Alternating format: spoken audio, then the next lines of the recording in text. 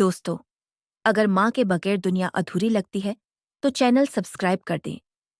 तो मेरी भाभी की मायूस नजरें बीवी की बजाय मुझ पर जमी हुई थीं।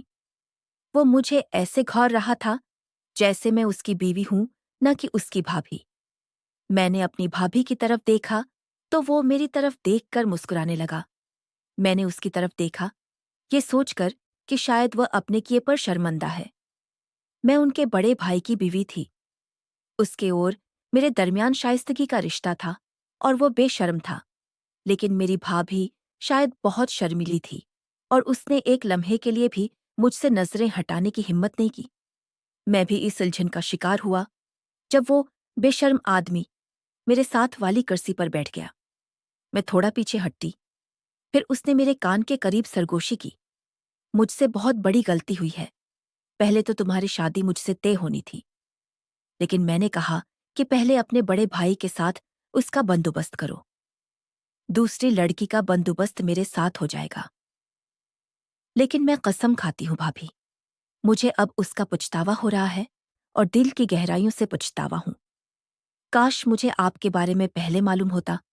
इसकी बातें सुनकर मैं गुस्से से लाल हो गया। अगर मैं दुल्हन बनकर न बैठी होती तो मैं खड़ी हो जाती। वो चली गई होगी। मेरा शौहर भाभी के पास आया और कहा, क्या तुम मेरी बीवी के पास बैठी हो और सरगोशियां कर रही हो? यहां से उठो। वो उठकर खड़ी हो गई और कहने लगी, भाभी और भाभी का रिश्ता अलग होता है। जैसे दोस्तों का खुशी व गम, हंसी और मजाक और थोड़ी सी शरारतें। इसीलिए मैं बहन की इतनी परेशानी बढ़ा रही थी कि कल कोई ससुराल का मसला नहीं है।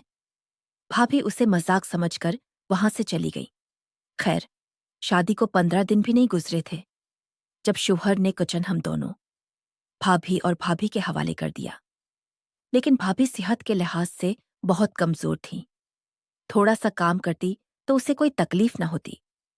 वह एक गरीब घराने की लड़की थी, जहां से आई थी। उसने मुझे सबसे ज्यादा क्यों नहीं किया था? मैंने उसे पूरा करने के लिए किया। ये काम जब मैं भी सहन में झाड़ू देने लगती तो भाभी चारपाई पर बैठकर ससर का हक्का पीने लगती। फिर जब मैं उनकी चारपाई के करीब झाड़ू देने लगती तो वो ऐसा अहमकाना जमला कहता कि मेरा खून खोल उठता। मुझे लगता था कि उसका गुला घोंट दो या जाकर अपने शौहर को बताऊं।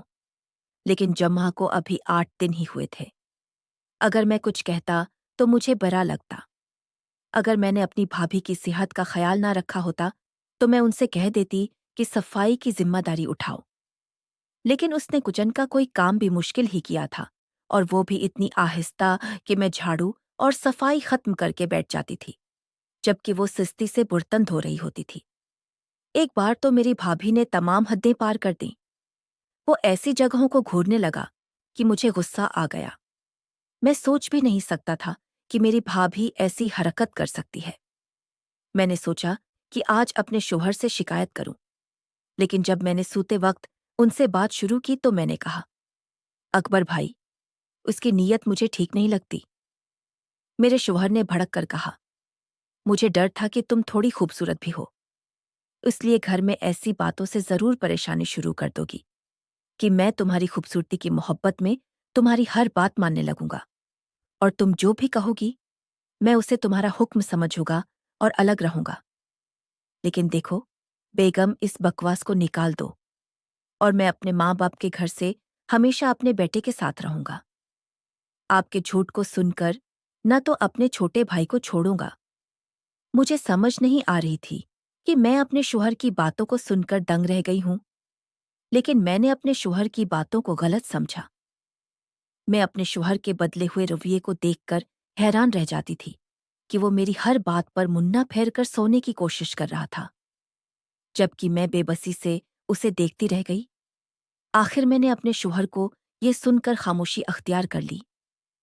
बरामदे से सरगोशी की आवाजें आती थीं कि मैंने खिड़की थोड़ी सी खोली थी और वो मेरे शौहर के कान में सरगोशी कर रही थी कि जो औरतें पिछली हैं वो मुझे नहीं समझेंगी कि मैं उसके नीचे क्यों रहूंगा। अपनी बीवी पर नजर रखो, वरना ये सुनकर मेरे कानों की नोक भी खिश्क हो गई, और वो भी समन बकमन की तरह। ये सब सुनकर मुझे लगा कि वो कौन है जो मेरी पिछली तरफ से आंख फाड़कर बाहर निकले। तुम्हारी बिगड़ती हुई सेहत मेरी जिम्मेदारी नहीं है। मैंने तुम्हारी इतनी इज्जत नहीं की। फिर मैंने कुछ देर के लिए घर का काम खत्म करके देखा। पता नहीं दोनों ने धीमी आवाज में क्या बातें की, लेकिन फिर कुछ देर बाद मेरे बहनोई ने अपनी बीवी पर चीखना शुरू कर दिया। उसने पास पड़ा हुआ पानी का गुलास जमीन पर फेंक दिया और कहा, मुझे पिछली तरफ का शौक था और तुम उस मामले में पूरी तरह से बदतमीज हो। इसलिए मैं ये नहीं सोचता कि मैं अपनी माँ को तुम्हारे साथ किस तरह इस्तेमाल करूंगा, जिसके साथ मेरी शादी होगी। ये सुनकर मेरी भाभी भी रोने लगी। मैंने समझा कि उसका रोविया भी अपनी बीवी के साथ बरा है। मेरी भाभी उससे तंग आकर अपने शौहर के बारे में बताने लगी कि एक दिन मेरे शौहर के आने पर वो बहुत खुश हुए और मैंने कहा कि आप ये नहीं कर सकते उस वक्त रोना। अगर मैं दुबई जाकर 1 महीने में लाखों कमा लूं तो सिर्फ आपकी ख्वाहिश पूरी होगी। मुझे एतराज नहीं होता, लेकिन मैं अपनी भाभी की बर्री नजरों और हद से ज्यादा लालच से परेशान था। उसकी बातें मुझे मौत के घाट उतार देती थी, लेकिन मेरे बहनोई ने मेरी एक न सुनी और 1 हफ्ते के अंदर वो दुबई चला गया। जैसे ही उसने अगली गाड़ी चलाना शुरू कर दी, तो उसे मालूम हुआ कि कैसे टैक्स लगाना शुरू कर दिया है। महीने में उसने मेरी सास को अपने खर्चे के लिए 50,000 रुपए भेज दिए, क्योंकि ये सब देखकर मेरी भाभी दंग रह गई थी कि मैंने अब घर के कामों के लिए एक नौकर रख लिया था। लेकिन मेरी भाभी को भी ये बात बड़ी लगने लगी थी। मेरी सास भी मुझे अहमियत देने लगी और जब भी मेरी भाभी आते तो मैं इनके खाने पीने का खर्चा उठाने में पहल करती। इसीलिए मेरी भाभी एक सादा सी औरत थी, लेकिन वो मेरे शौहर को 20 रुपए तक ले आई। मेरी सास मुझे हर वक्त बेकार और कस्बी कहने लगी। और जब पहली ईद आती तो मेरे माँ बाप ने मुझे बहुत सी ईदी भेजी। वो मेरी ईदी देखकर दंग रह गई। मेरी सास के कपड़े भी लाए थे। मेरी उम्मी भी मेरे लिए सोने की चूड़ियां लाई थीं। मेरी भाभी सब कुछ देखकर काफी हैरान हुई। जब मेरी भाभी की वालदा और भाई अपने वालदीन के घर से आए तो वो सिर्फ एक सूट लेकर आए, वो भी उतवार बाजार से, और कुछ कांच की चूड़ियां जो रास्ते में गरकर टूट गई थीं। मैं अपने वालदीन के आने की खबर सुनकर ही घर से निकला। मैंने अपनी बहन की तरफ से ये बात मान ली थी कि मैं उनकी बातों को कबूल कर रहा हूं। मेरी सास भी मेरी छोटी बहू के साथ बहुत इज्जत नहीं करती थी और उसीलिए वो भी मुझसे थोड़ी दौर रहने लगी थी, जबकि हकीकत में मुझे किसी के लिए कोई एहसास नहीं था कि मेरी ईद थी। भाभी ने अपने मामों के घर से आने वाला सॉट पहना दिया। मेरी भाभी ने इससे झगड़ा शुरू कर दिया और कहा कि तुमने किस किस्म के कपड़े पहन रखे हैं। ऐसा लगता है कि मुझे तुमसे शादी नहीं करनी चाहिए थी, जिसका ना कोई अच्छा चेहरा है और न ही पिछली तरफ से जो मेरी सास ने उसे रोका था वो नहीं था। इसी शाम मेरी भाभी ने घर से निकलने का इरादा शुरू कर दिया और कहा कि भाभी मुझे अपने जहीज का कैश दे दो। मैंने अपनी भाभी को कहा कि मैंने उसे नीचे ले जाना है। इस वक्त मेरे शौहर भी 1 माह की छुट्टी लेकर घर से निकले थे। मैंने उनके लिए बहुत से खाने तैयार किए थे। जब मेरी भाभी उसके लिए महंगे तोहफे लेकर गई थी, खाने की मेज पर जब मेरे बहनोई सामान लेकर घर में दाखिल हुए तो वो बहुत खुश नजर आए और कहा, मुबारक हो, मैंने अपना नया कारोबार शुरू करने का फैसला किया है। उसकी बात सुनकर सब ने उसकी तरफ देखा और कहा, शुक्रिया भाई। खुदा हर भाभी को आप जैसा भाई और भाभी अता करे।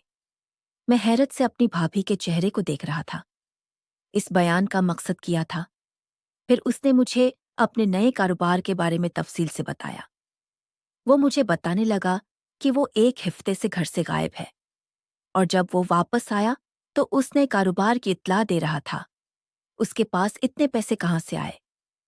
जब मैंने अपना सब कुछ नया शुरू किया तो मैंने उसका कारोबार शुरू किया था। बस मैंने सब कुछ खो दिया था। हमारे खानदानी वकील का फोन आया। वो बहुत परेशान नजर आए और पूछा कि बेटा, तुमने अपनी आबाई जायदाद क्यों बेच दी?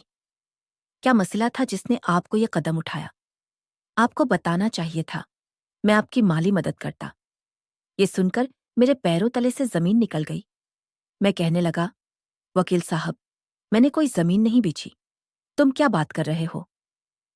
वकील ने मुझे तरह तरह की बातें बताना शुरू कर दी। जो सच कहा उसने मुझे दंग कर दिया। मैं गुस्से में आ गया। आज मेरे सब्र की इंतहा हो गई। मैं गुस्से से कमरे से निकलकर वहां चली गई जहां सब मौजूद थे। मेरी सास, शौहर, भाभी और भाभी और भाभी सहन में बैठे हुए थे। मैंने देखा तो मेरी बहन ने मुस्कुराते हुए कहा, क्या हुआ भाभी, तुम बाहर क्यों निकल आई हो? लेकिन अगले ही लम्हे मैंने अपनी भाभी को थप्पड़ मारा और मेरी सास और शौहर ने मेरी तरफ देखा और कहा, भाभी तुमने हाथ फेरा। क्या बात है बहू, तुमने अपनी भाभी को थप्पड़ क्यों मारा? मैंने रोते हुए कहा, तुम्हारे बेटे ने मेरे साथ बहुत बुरा किया है। मुझे करोड़ों रुपए की दुकानें वरसे में मिली हैं। मेरे भाई ने उन्हें शादी के तोहफे के तौर पर दिया था, लेकिन तुम्हारे बेटे ने धोखे से वो कागजात मेरे कमरे से ले गए और मेरी दुकान बेच दी। आपका ये कारोबार मेरे ही पैसों से शुरू होने वाला है। ये सुनकर मेरी सास ने अपने छोटे बेटे की तरफ देखा और उसका अग्रिबान पकड़कर कहा, सच बताओ, क्या तुमने वाकई वही किया जो तुम्हारी बहू कह रही है? पहले तो वो खामोश रहे, लेकिन फिर फट पड़े। हाँ, मैंने ये किया। मेरी बीवी जहां बहुत मजबूत थी, वहीं भाभी की पष्ट पर बहुत मजबूत थी। घर के पछवाड़े अंतहाई गरीब और बेसहारा हैं। जब मैंने अपनी भाभी की शादी तोड़ दी थी, काश मैंने उस वक्त अपने भाई को हाँ ना कहा होता, तो आज मेरे माँ बाप को अपना कारोबार शुरू करने के लिए किसी और से मदद ना लेनी पड़ती। गुस्से से नुड्र होकर अपने बेटे को बहुत मारा और रोने लगी और कहा, तुम्हें शर्मो नहीं आती? तुमने मेरी इज्जत खराब की है। आपके मरहूम वालिद को कुन हालात से गुजरा होगा। उसने सारी जिंदगी इज्जत कमाई थी और तुम कैसी औलाद हो कि अपनी भाभी की जायदाद बेचकर अपना कारोबार शुरू कर रहे हो। ये पैसा हराम है। मेरी भाभी शर्म से सिर झुकाए बैठी थी, जबकि आज मैं पछवाड़े का मतलब साफ समझ गया था। यह संस्कृत का लफ्ज था जो अक्सर मेरे ससुराल में इस्तेमाल होता था। वो मेरे वालिदैन के घर को पछवाड़ा कहते थे। मेरी सास ने मेरे बहनोई के खाते में जो पैसे थे वो मुझे मिलवा दिए, जिसके जरिए मैंने उनकी दुकानें खरीदी हैं, जिसके जरिए मैंने इन पर खर्चा शौहर के साथ उठाया था, और वो भी दीवारानी नाराज होकर मुझे वापस चली गई। अब पूछता रहा हूं मांगने के बाद। मैंने अपनी बीमारा सबको छोड़ा तो मैंने अपनी बीमारा को मार डाला, और फिर भी मैंने अपनी बीमार को मारा। मेरा शौहर ने दुबई में भी एक काम का बंदोबस्त किया और मेरे देवर को भी अपने साथ ले गए।